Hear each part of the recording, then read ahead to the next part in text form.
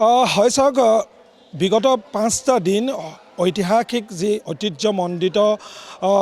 ঢেকীয়াখোৱা বৰ নামঘৰ আছে আৰু সেই বৰ নামঘৰত NRD গ্ৰুপ আৰু অসম লাইভ 24ৰ অধ্যক্ষ নৃপেন দাস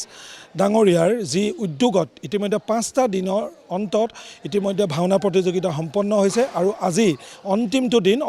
দিনত ইতিমধ্যে যি বঁটা বিতৰণী অনুষ্ঠান সেই বঁটা বিতৰণী অনুষ্ঠানো ইতিমধ্যে সম্পন্ন হৈছে কিন্তু এই 5টা দিনত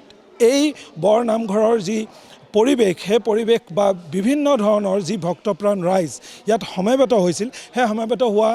ভক্তসকলক আপ্যায়ন কৰিছিল আই মাতৃসকলে মোৰ লগত আজি এতিয়া বৰ্তমান আই মাতৃসকল আছে মোৰ সতীৰ্থ ভিডিঅ' জাৰ্নেলিষ্টে দেখাইছে প্ৰত্যেকগৰাকী আই মাতৃ এইসকল আই মাতৃ অবিহনে এই 5টা দিনৰ যি সফল সামৰণি ইতিমধ্যে NRD গ্ৰুপ আৰু অসম লাইভ 24ৰে আয়োজন কৰা যি ভাওনা প্ৰতিযোগিতা চাগৈ কোনো কালে সম্ভৱ হৈ নুঠিলেহে তেওঁলোকে হাতে হাতে চাহৰ কাপ লৈ পায়সৰ বাতি লৈ আৰু তামোল লৈ পেলাই প্ৰত্যেকজন ঢেকীয়াখোৱা বৰ নামঘৰৰ যি বাকৰি গছকিছিল সকলোকে তেওঁলোকে আপ্যায়ন কৰিছিল এইসকল মুখ কিন্তু আজি কিছু আৱেগিক কিয় আৱেগিক আমি প্ৰশ্ন সুধিম বাইদেউ আছে মোৰ লগত 5টা দিন আপোনালোকে নিখুঁতভাৱে প্ৰত্যেকজন ভাওনা প্ৰেমী দৰ্শকসকলক আপ্যায়ন কৰিছিল আজি কি অনুভৱ হৈছে সঁচাকৈ আজি আমি আচলতে সকলো আৱেগিক হৈ পৰিছোঁ কিয়নো যোৱা 15 জানুৱাৰীৰ পৰা 19 জানুৱাৰীলৈকে যি আপোনালোকৰ অসম লাইভ 24 আৰু NRD গ্ৰুপৰ সৌজন্যত তথা ঢেকীয়াখোৱা বৰনামঘৰ পৰিচালনা সমিতি আৰু ঢেকীয়াখোৱা গাঁওবাসীৰ সহযোগত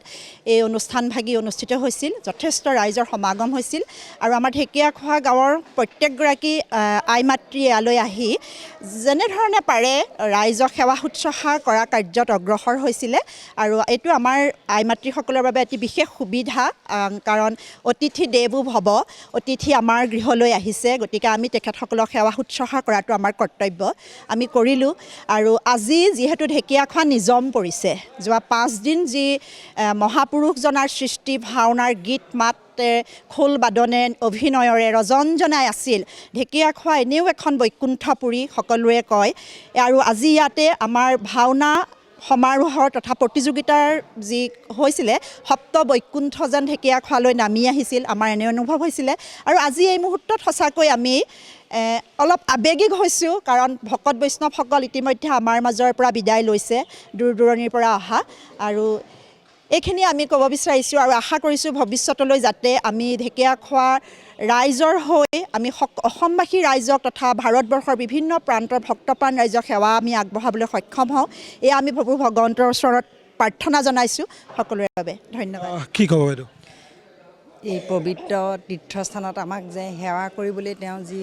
সুযোগ দিলে তাৰ কাৰণে তেখেতক প্ৰথমতে আমি সহস্ৰ প্ৰণাম জনাইছোঁ আৰু দ্বিতীয়তে আমি চবকে সকলো আই মাতৃয়ে নিজকে ভাগ্যৱান বুলি ভাবিছোঁ যিহেতু ভকত বৈষ্ণৱক আমি সেৱা কৰিছোঁ এয়া এতিয়া আমি আৱেগিক মুহূৰ্তত আমাৰ বিশেষ ক'ব লগা আছে বুলি আমি নাভাবোঁ আমিও আচলতে ভাগ্যৱান যিহেতু এই আই মাতৃসকলে অত্যন্ত নিয়াৰিকৈ আমাক শুশ্ৰূষা কৰিলে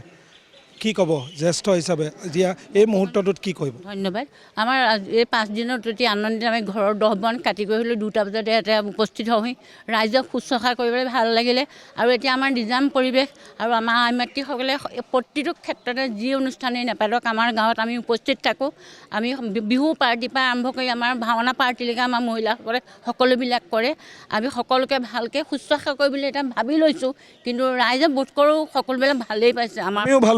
ভাল পাইছে সেইটো অনুভৱ আৰু এটা নিজাম পৰিৱেশ আমাৰ এতিয়া বহুত গোটেই গাঁওখন খোল তালে নদন বদন হৈ আছিলে চাউনত এনেকুৱা হৈছে আজি পৰা নিজান পৰিৱেশ ঘৰতো মন নভৰা হৈছে অসম লাইভ 24 যি ভাওনা কৰিলে